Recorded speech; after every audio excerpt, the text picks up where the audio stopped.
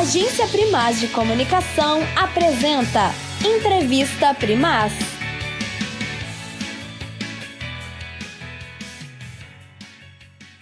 Olá a todos, sejam bem-vindos a mais uma edição da Entrevista Primaz. Meu nome é Gustavo Batista, eu sou estudante de jornalismo e estagiário na Agência Primaz de Comunicação.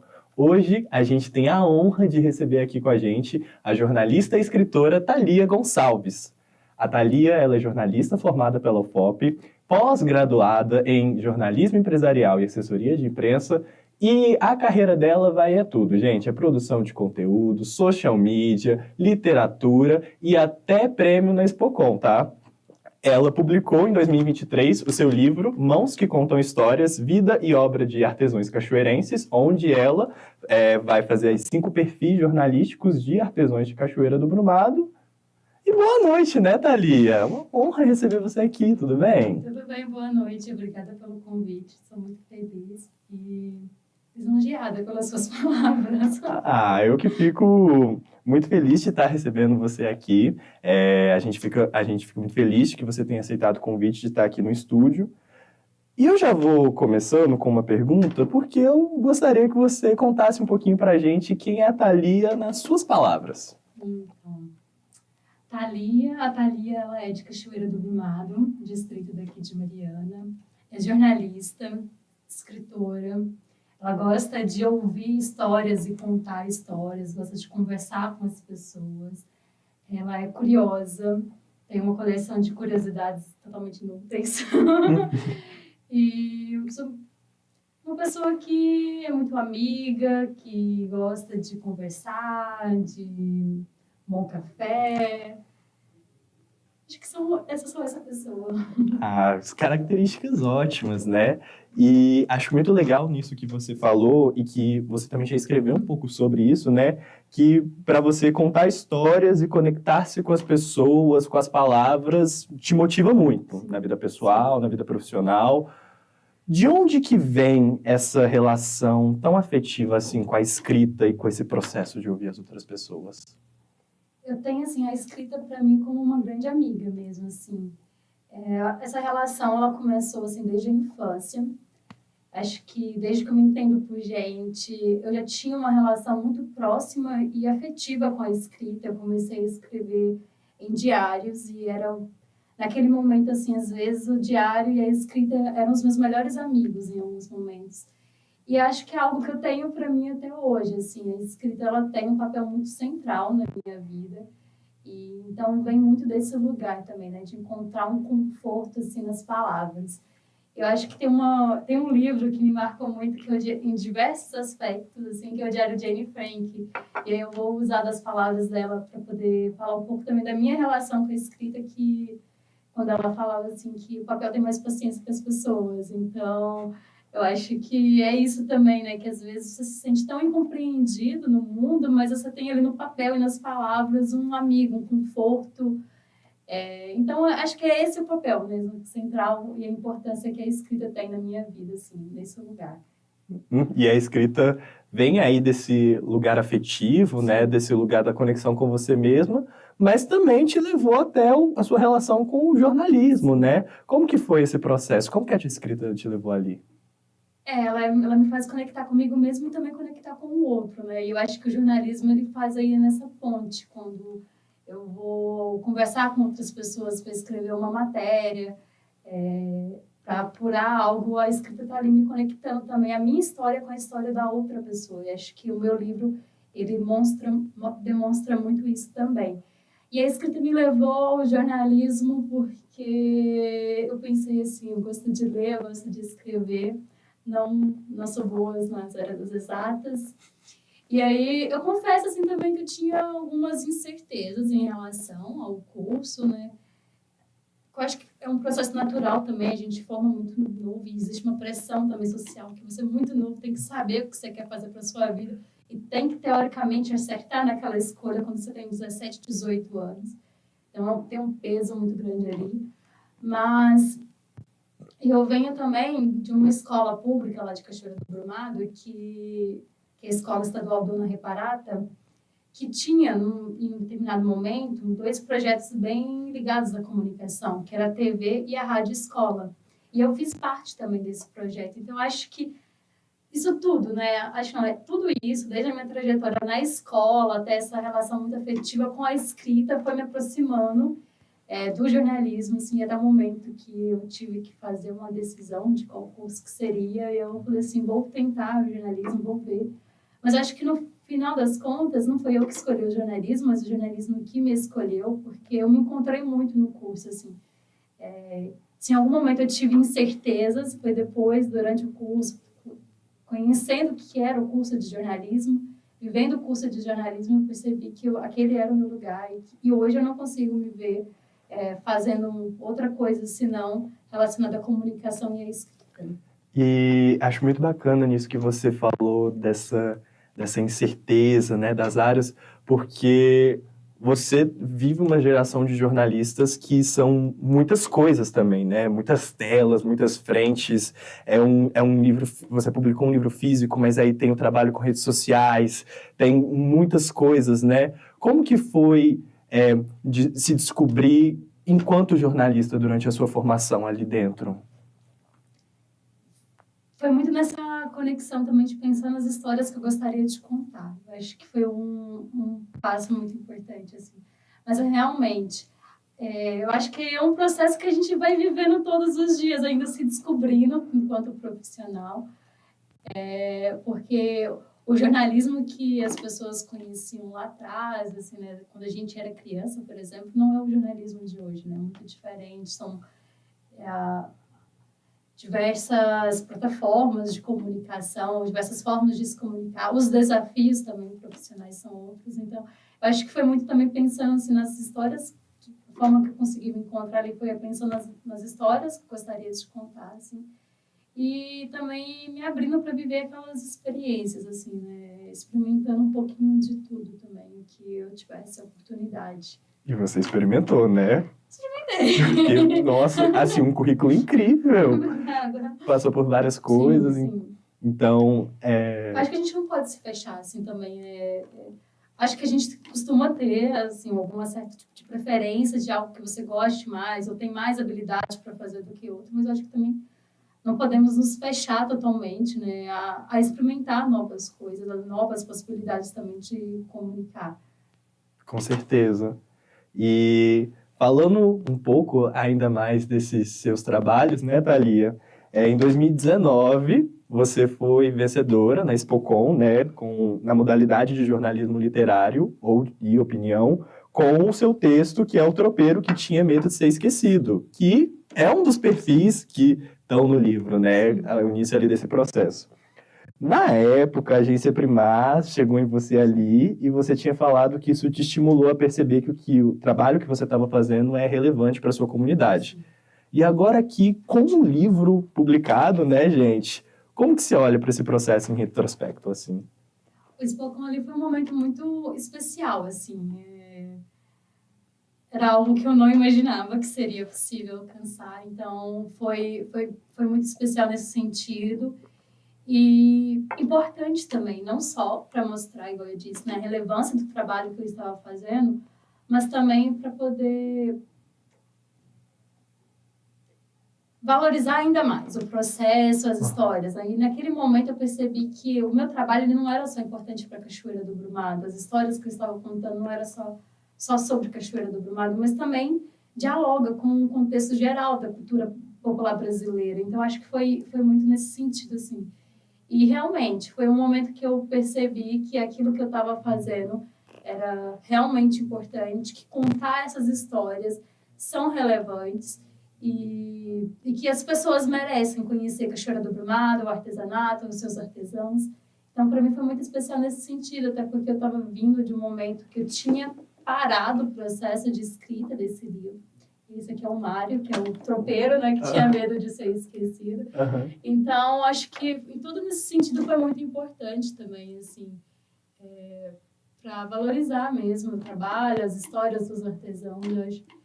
Porque eu estava ali falando com pessoas de diversas cidades, de diversas regiões, né, do Sudeste brasileiro, E por causa disso, por causa desse prêmio, depois eu fui para Belém apresentar o meu livro, apresentar o tropeiro que tinha medo de ser esquecido. Então, assim, eu estava chegando em lugares que eu nunca tinha sequer imaginado. E naquele momento, assim, eu estava falando de Cachoeira do Brumado, eu estava falando em Belém, de Cachoeira do Brumado para pessoas de todo o Brasil. Então, isso para mim foi um momento muito especial e significativo, assim. Tem um motivo pelo qual você escolheu esse perfil em específico para o Spocon? É porque... não sei, mas era porque o que já estava assim, mais finalizado. O livro ainda estava em processo de construção e esse já era o perfil que estava finalizado. Então, foi esse o motivo de escolha mesmo, assim. Mas essa coisa processual ali, né? Isso. Da escrita. Você, durante esse processo, você tinha uma ordem ali pelo qual você queria escrever? Ou era à medida do que você ia apurando? Não, eu não tinha. Eu sabia desde o início qual que seria a ordem dos textos no livro, né? Que eu queria trabalhar com a ordem cronológica. Começando do artesão que seria mais velho até o mais novo. Eu tinha uma ordem para a apresentação do livro, mas eu não tinha uma ordem de escrita, assim. O processo de apuração foi acontecendo, assim, mais ou menos que simultâneo, né? E aí era muito, assim, a partir do momento de inspiração mesmo que vinha. Este texto, né, do Mário, foi o primeiro texto, assim, que eu comecei a escrever e o primeiro que eu concluí, assim. Então, muitas vezes eu estava escrevendo dele e eu pensava em algo em relação ao outro personagem, então ia trabalhando meio que paralelo, assim, vários textos ao mesmo tempo. E isso também da escrita é muito interessante, porque às vezes também eu sabia como que eu queria começar um texto, mas eu não sabia quais que seriam os outros caminhos. O do Mário, por exemplo, desde o início eu sabia a forma como eu iria abrir o texto dele, né? Que seria falando pela morte dele, porque o Mário é um personagem que havia falecido antes mesmo de iniciar esse processo de escrita, né, do perfil sobre ele. Eu sabia que a morte dele seria o pontapé inicial, o marco inicial do texto dele, mas eu não sabia como eu ia conduzir o restante da história dele. Outros eu sabia, assim, como que eu ia colocar ali no final, terminar o texto, mas não tinha exatamente como que eu iria começar. Então, foi muito um processo, assim, meio que natural também, fluindo de acordo com as minhas percepções, com o que eu ia apurando, com o que eu ia percebendo e sentindo também, né, em relação àquelas histórias. E igual você comentou, né, o caso do Mário, ele já tinha falecido. Sim. E tem outros artesãos que já tinham falecido, né? Como que foi? Você achou desafiador isso, dessa escuta? Foi muito desafiador, assim, porque eu estava escrevendo sobre 5 artesãos, desses 3 já haviam falecido. E aí eu esbarrei, assim, uma questão também que era a primeira coisa, né? As pessoas sobre as quais eu iria escrever, elas não estavam aqui para poder contar a sua própria história. Então, eu ia depender, né, de conversar com a família, com amigos, pessoas que conheceram elas para poder escrever sobre elas. E aí, exceto o Mário, que eu cheguei a conhecer e cheguei a escrever sobre ele quando eu era criança, né, na escola, eu não conhecia os outros personagens, então também já esbarrava numa outra questão também, eu não tinha nem conhecimento. A Cassiana foi para mim uma grande surpresa, porque eu não conhecia ela, nada dela. Antes do livro, eu fui conhecer sobre ela, a história dela no processo, né, para escrever o livro. E aí foi desafiador nesse sentido, esse é o primeiro ponto. O segundo foi em relação também ao processo de apuração para essas histórias, porque eu fiz também, além de entrevistas, eu fiz também uma apuração em documentos. Então, pesquisei no arquivo da Igreja de Cachoeira, no arquivo da Arquidiocese de Mariana, arquivo de cartórios. E, às vezes, eu esbarrava assim, em documentos velhos ou rasurados, ou até mesmo não encontrava essas informações. A Cassiana mesmo, eu só consegui ter acesso à certidão de óbito dela. Mesmo assim, me dizia o ano e a data que ela faleceu. Trazia o ano de nascimento dela, mas só. Não tinha a data de nascimento dela, por exemplo, nesse documento.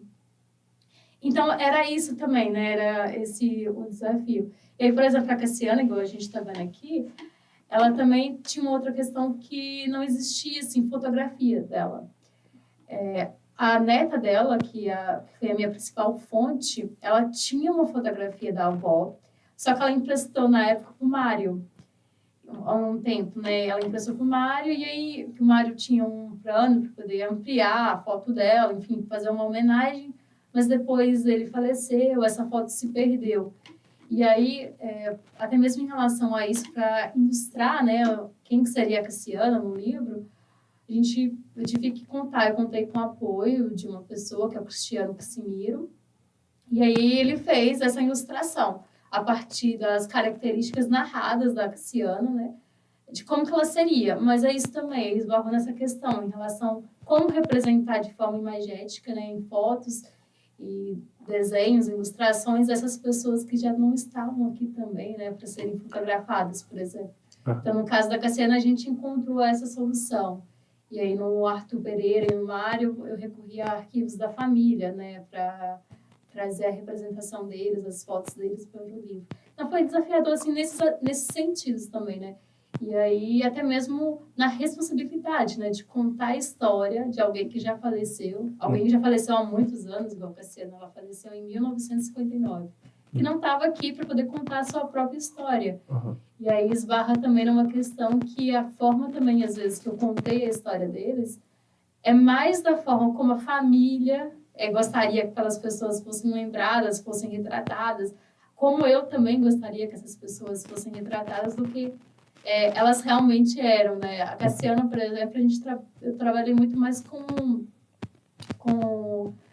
levantando hipóteses sobre ela em determinados momentos, porque era que tinha menos dados, né? Tinha uma escassez de informações sobre ela muito grande, né? Então, eu digo até um determinado momento que parecia que a Cassiana, a neta dela, contava que ela gostava de usar alguns véus assim, no rosto, assim, né? Mesmo pelo contexto da época que ela viveu, né? E aí eu falava que nesse processo, eu falava assim que era como se esse véu ainda estivesse cobrindo o rosto dela, porque existe ainda essa escassez de dados, informações sobre ela, de uma certa forma. Sim, e como acho que você própria cita isso no livro, né, em determinado texto, tinha essa coisa de transformar essas histórias orais em textos, né, essa oralidade. Sim. Durante o processo de escrita, o que você acha que dessas histórias que tinha documentação, mas eram em maioria as histórias orais, que você queria preservar no texto? Sim. Eu percebi, assim, que era uma inquietação muito minha, que tinha muitas histórias em Cachoeira do Brumado, que são histórias que são contadas, assim, de geração em geração, mas de uma forma muito oral, né? Eu ficava muito inquieta pensando como isso poderia ser contado para o futuro. Porque eu vejo, a tradição oral ela é muito importante, e para mim, assim, ela também é uma das formas mais acessíveis também de chegar em outras pessoas, na comunicação ali. Mas a falta de ter algo material, palpável, sobre essas histórias também pode acabar fazendo com que elas se percam em um determinado momento, né? Era essa ali a minha inquietação. E aí eu quis trazer, nesse sentido, mais a tradição voltada do artesanato e os artesãos, né? O que esses artesãos... Para além de olhar o artesanato, a panela de pedra, a escultura em madeira, o tapete, o próprio artesão que faz esses artesanatos e as suas percepções, o seu modo de viver e de sentir também, né? Eu acho que um exemplo disso é que eu tive muito cuidado quando eu estava escrevendo de deixar as marcas orais dessas pessoas que eu entrevistei no texto. Então, se a pessoa falava um né, tá lá um né. Eu tô tentando lembrar, acho que foi o Adão, que uma vez, eu entrevistando ele, tinha um determinado momento, ele fala assim para mim, você é boba, alguma coisa assim, do tipo. E é a marca oral dele, então eu também quis deixar isso no texto, porque eu também acredito que é uma forma de valorizar, né, essa cultura e mostrar. E é muito curioso nesse sentido, porque o livro ele alcança pessoas que não são só aqui da região. E aí eu sei de gente de outras cidades, de outros estados que começaram a ler o livro e falavam assim, mas o que é passeio, por exemplo? Então, é também curioso nesse sentido, porque o Brasil é diverso, né? Então, faz com que uma pessoa lá de São Paulo, lá do Espírito Santo, conheça um pouquinho também desse aspecto cultural e da fala nossa a partir do livro, do texto, né? Uhum.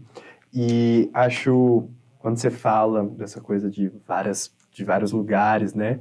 Você é de Cachoeira do Brumado, né, Thalia? E nos agradecimentos eu achei muito bonito mesmo, quando eu estava lendo, que você fala, né, que um agradecimento para a professora Denise, com quem você realizou uma iniciação científica que era sobre artesanato, e que você disse que foi ali que você redescobriu a beleza do artesanato e se reaproximou de laços e afetos que você tinha esquecido. Como foi esse processo de redescoberta? Porque, assim, eu sou de Cachoeira do Brumado e aí minha mãe dizia, assim, em determinado momento, que era como se eu tivesse nascido no meio dos tapetes. Porque eu cresci muito envolvida ali no artesanato, né, nos tapetes, nas panelas, principalmente. Então, acho que como era muito natural para mim estar ali naquele meio, chegou um determinado momento que parece que perceber a sutileza e a beleza daquilo se afastou do meu olhar e deixou aquilo como comum. E foi a partir da pesquisa que eu voltei a olhar novamente para o artesanato com mais atenção e admiração também, né? E entender o artesanato em seus múltiplos significados, né? E potências também, né? Como um objeto de arte, de cultura, de resistência, de história, de tradição. Então, acho que foi nesse momento, assim, né, que eu consegui voltar o meu olhar e perceber também essa pluralidade do que é o artesanato e o seu significado, não só enquanto objeto, mas principalmente para quem faz, assim, né? E aí tem um determinado momento em que eu entrevistei o GG, né, que na verdade o nome dele é Geraldo José, mas a gente só chama ele de GG, é o apelido dele. E que ele falava assim que para ele o artesanato é tudo. E aí eu acho que também é isso, assim, né? Quando eu me aproximei dessas pessoas para escrever o livro, me aproximei dessas pessoas de alguma forma também, né? Porque, por exemplo, o GG era uma pessoa que eu tive muito contato durante toda a minha vida de diversas formas. E a maioria das pessoas que eu conversei, eu já conhecia, né? Por serem também de Cachoeira, mas às vezes eu não era tão próxima assim dessas pessoas. Então, o processo também de escrever este livro me aproximou dessas pessoas, do convívio com elas, né? Que muitas vezes eu as acompanhei por mais de dias em sua casa, observando elas fazerem o artesanato, entrevistando mais de uma vez. Então, acho que tudo isso também me aproximou e ressignificou o meu olhar em relação ao artesanato e quem faz. Né? Uhum. E como você sente que esse novo olhar acrescentou na sua relação com esse lugar de onde você vem, essas pessoas que compartilham esse espaço com você? É um olhar muito mais admirado hoje para o artesanato. E eu acho que também ele vem no sentido de me fez perceber, valorizar ainda mais e reforçar o meu laço de pertencimento à comunidade, ao distrito de Cachoeira do Brumado, a valorizar ainda mais a sua cultura, a sua tradição, as histórias que ali são contadas e construídas cotidianamente. Tem uma frase que me falaram uma vez e que eu gosto muito, que eu acho que representa isso, que é: você não ama aquilo que não conhece. Então, se eu não conhecesse tão bem, se não me aprofundasse tão bem na história do meu distrito, da minha comunidade, eu não seria capaz de amá-la. Então, eu acho que é nesse sentido também que o livro vem, assim, para mim valorizar ainda mais e me sentir pertencente ainda mais ao meu lugar, à minha comunidade. Uhum. E desse processo, todas essas conversas que você teve, né, de entender aquilo, teve algum momento, seja alguma história que te marcou de alguma forma especial, assim, que você consiga pensar? Porque acho que são vários, né, Não, na são verdade. vários, assim, era difícil falar em uma, porque cada um marcou de alguma forma, marcou de um jeito, né? Por exemplo, foi durante esse processo, né, de escrita do livro e apuração que eu tive a oportunidade de ver pela primeira vez as esculturas do Arthur Pereira, que eu não conhecia até então.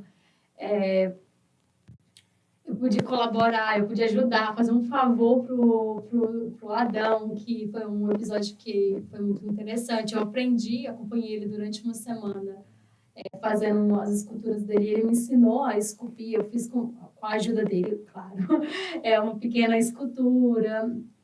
Enfim, foram vários momentos assim também. É difícil elencar um momento especial, mas foram vários momentos. Foi um momento que eu cheguei para fazer uma entrevista e que ali eu também estava passando por um momento de luto e o nosso luto foi ali compartilhado também. Eu me senti acolhida, enfim. Foram várias as situações, vários momentos nesse processo que marcaram, né? Uhum. Eu acho que foram tantos, assim, tão importantes também para a construção desse livro, que eu acabo trazendo isso um pouquinho no livro também, né?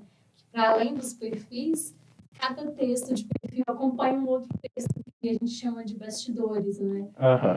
E aí eu conto um pouquinho mais de como que foi esse processo de pesquisa, de apuração, de aproximação com os personagens ou com os seus familiares. Uhum. E esse processo de luta, ele também foi bem ali no meio de tudo, né?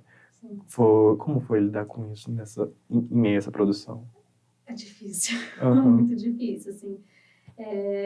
Foi difícil a ponto de eu entender que eu precisava de um tempo para viver só aquele luto e realmente era viver aquele luto e não conseguia, por mais que eu soubesse, por mais que fosse importante para mim este livro, naquele momento eu não era capaz de me dedicar a ele porque eu precisava de entender e respeitar aquele momento também que eu estava vivendo, assim.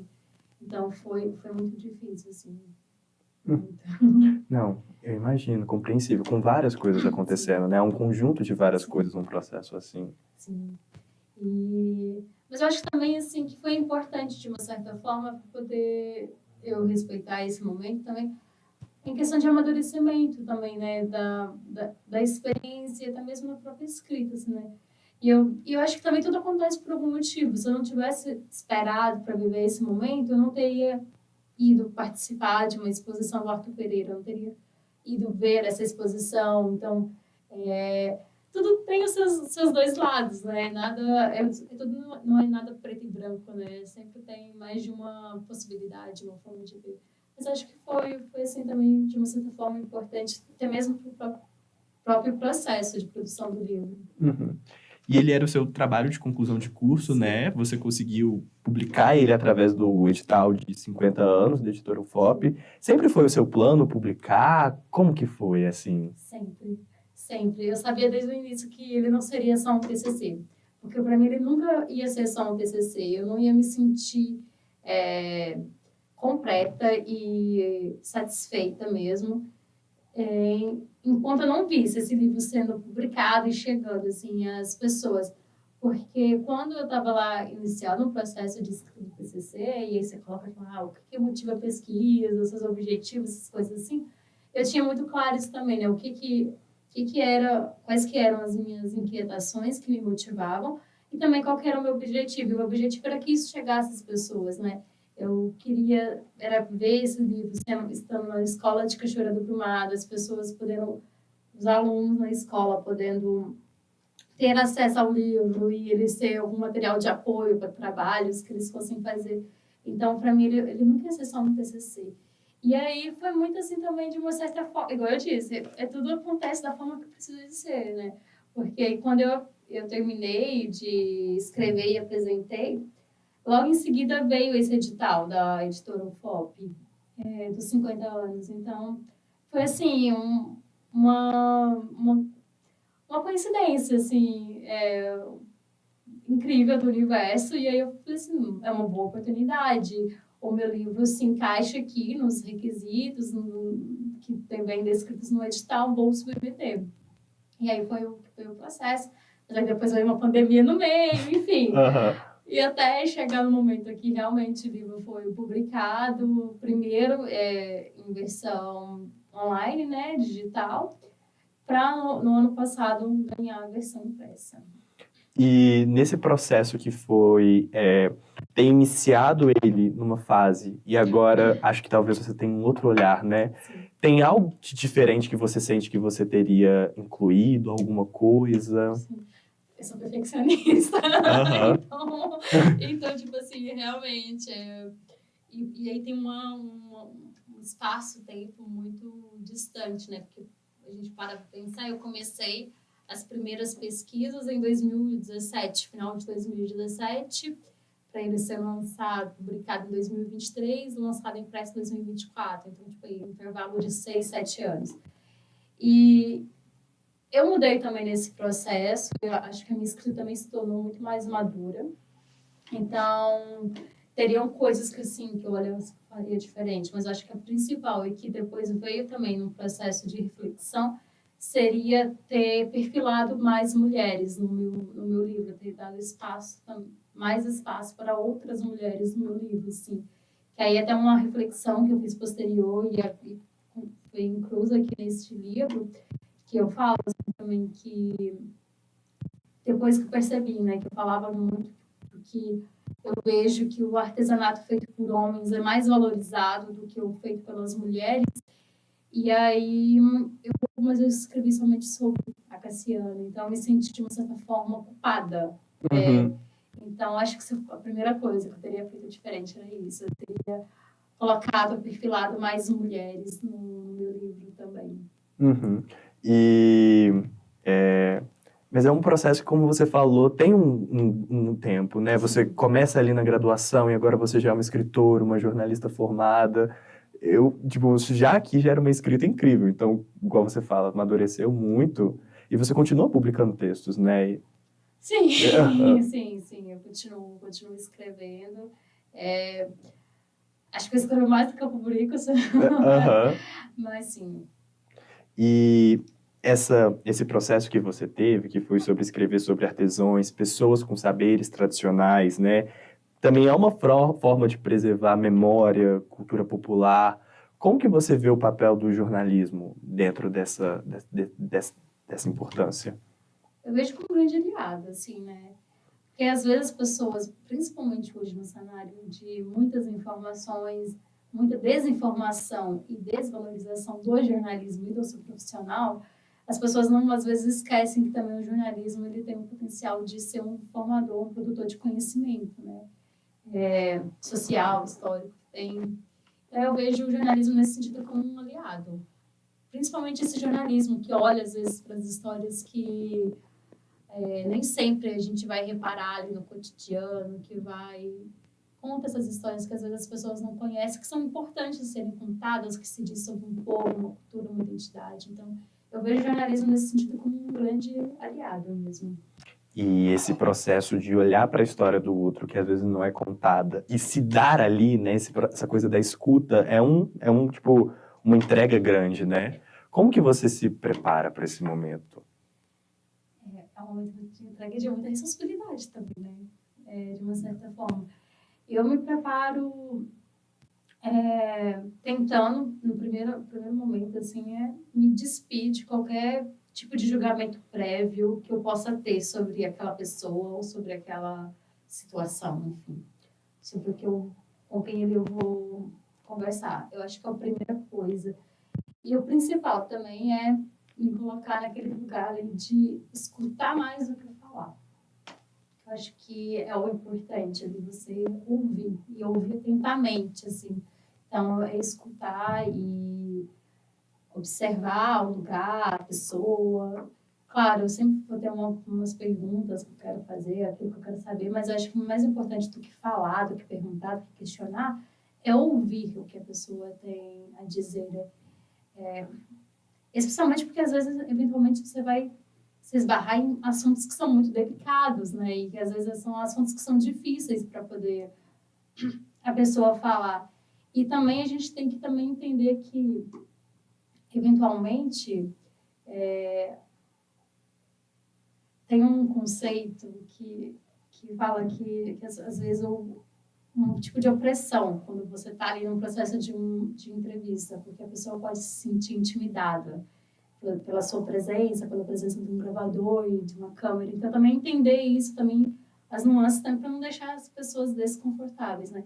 Eu lembro que durante o livro, eu fui conversar com uma pessoa que, enquanto eu não estava gravando nada, a conversa fluiu maravilhosamente bem. Mas foi a partir do momento que eu falei assim com ela, eu posso gravar? Ela já mudou totalmente, ela se sentiu mais retraída, porque ela se sentia ali intimidada de uma certa forma pelo gravador.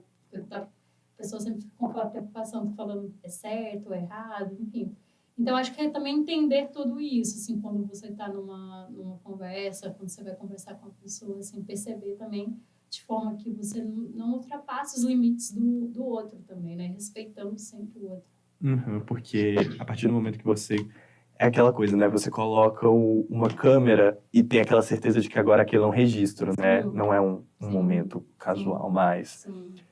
E é interessante porque você é uma jornalista, né? Você é formada, mas você agora está divulgando o seu livro, Sim. então você também agora também é colocada na posição da entrevistada. Sim. E é curioso isso, porque o jornalista não é ensinado a ser notícia, né? E como tem sido o processo de ser notícia pra Thalia? Nossa, é desafiador. Porque a Thalia, jornalista, prefere ficar atrás das câmeras do que em frente às câmeras. Então, é sempre um momento de friozinho na barriga, assim. Uhum. E você tem planos de continuar nessa coisa da escrita de perfil, de perfis humanos?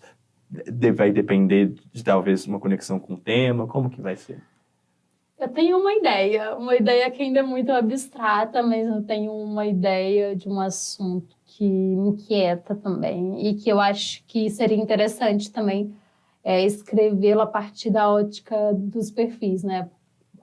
Contando as histórias das pessoas narradas em perfis para poder falar deste tema. Mas ainda assim é somente uma ideia muito abstrata que eu estou carregando ela em um cantinho aqui para chegar o momento de falar assim, vamos colocar em prática, colocar no papel da vida. Tá matutando ela ali. Por enquanto, o moço que conta histórias ainda está me demandando uma atençãozinha aqui. já tá chamando ali, né? E que conselho você daria para pessoas que, assim como você, têm essa paixão por essa escrita, olhando para essa experiência que você teve, todo esse processo de formação, né, ter feito um trabalho que é para a sua comunidade, qual conselho você deixaria? Não desista.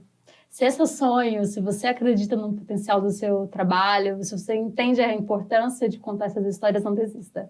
Porque vai acontecer, da forma que você ela vai acontecer. Então, insiste, seja teimosa, mas não desista. E eu falo que o meu livro também me ensinou muito nesse sentido, e de entender o tempo e respeitar o tempo, porque é exatamente isso. Eu comecei num processo lá atrás, 2017, 2018, para estar vivendo, assim, né? Eu não falo que está encerrado, mas estar vivendo, assim, o auge desse processo agora, 2023, 2024, 2025. Então, se você acredita, não desistir. Não desistir. Thalia, muitíssimo obrigado por a sua presença, por compartilhar dessa sua história que é marcada por escuta, por sensibilidade, por pertencimento. Então, a gente realmente fica muito honrado de ter aqui, ouvindo você. Tem algum lugar que você acha que as pessoas podem continuar acompanhando para comprar o seu livro, que você queira contar? Então, o meu livro está disponível diretamente comigo. E aqui em Mariana também, na Casa de Cultura. E as pessoas podem me acompanhar nas redes sociais. É Thalia, @ThaliaJó, que é JORN, abreviação de jornalista. Perfeito. Então, gente, ir lá, prestigiar esse trabalho, uma escrita incrível, uma experiência que com certeza vai ser muito proveitosa, foi muito proveitosa para mim, tá?